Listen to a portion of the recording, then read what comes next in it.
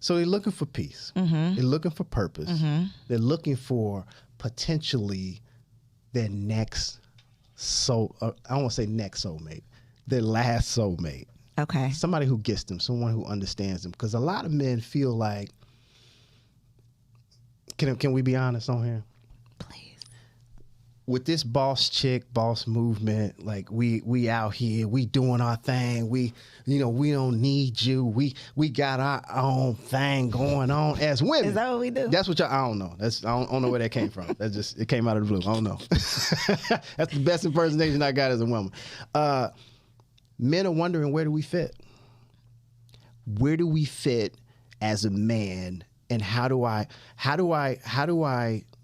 if you don't need me, if you're so strong, what does that make me as a man? Does that make me weak? Or does that make me strong? Because if I'm strong and when you're strong, then who's going to hold us up when things are, you know what I'm saying? So I want to understand where I fit. Because I haven't met a woman yet. And I done coached thousands of people, counseled thousands of people from CEOs of corporations, Fortune 500 companies, to celebrities, to single moms, to even dudes in cell block D. I ain't met one woman. That has said she didn't want to just ride in the passenger seat. No matter how much boss chicken she doing, she just wants to ride. I'll give you an example.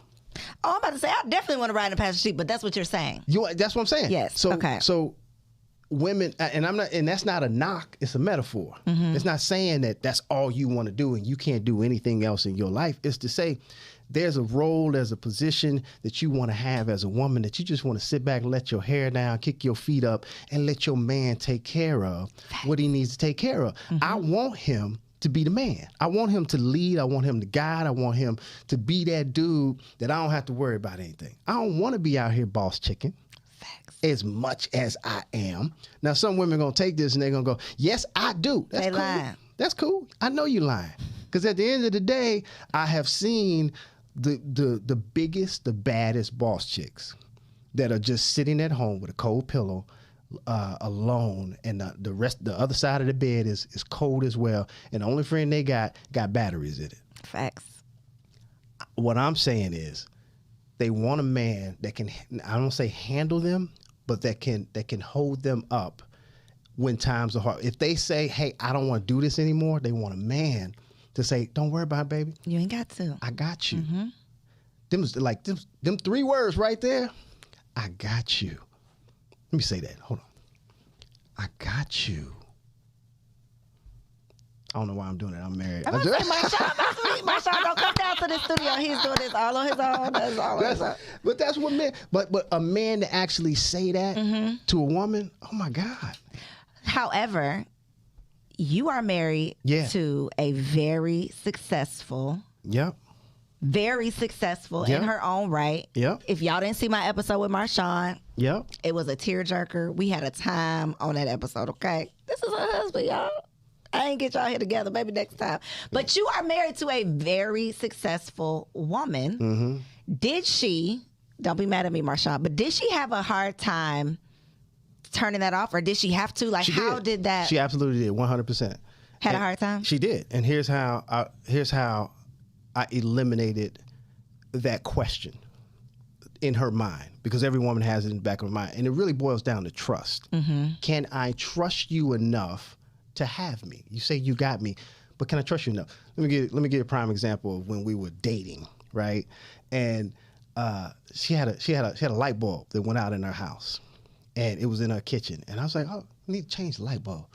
And I said, do you have any light bulbs? And she said, yeah, I think I got some here. And if you didn't have it, I was going to go to the store and go get it. But she had one. She gave me the light bulb. I said, okay, I'm going to change this. I get the chair to change the light bulb. I'm standing up on the chair, and I'm trying to change the light bulb. I look down. She's standing up under me. I said, what are you doing? She said, well, I just want to make sure that you do. No. I said, I got it. You don't have to make sure of anything. I got this. That's one example of her not really being sure because she had to do everything on her own as a woman. Gotta make sure you do it right. She was accustomed to it. And she was accustomed to like making sure that things happened because a lot of women by default have to play that role as strong women, right? Another example, she used to go to the grocery store and I was there. I don't know why I was in her place, but she went to the store or something, came back with all the bags, you know, the little plastic bags that you got to carry. And she had steps going up in her place. And she said, can you help me with the groceries? Oh, okay, I ain't got no problem with that. I go down and get the groceries. I come back up. Now, as a man, I grab all the groceries at the same time, bring them all up at the same time and be like, okay, here we go. Lock the doors, made sure. I only had to take one trip. Now, she says, that's it? You ain't got to go back down? I'm like, no, that's it. She said, I've never had that happen before. I've always had to make like 4 or 5 trips. She's a woman. I said, babe, when I'm around, you don't have to worry about things like that.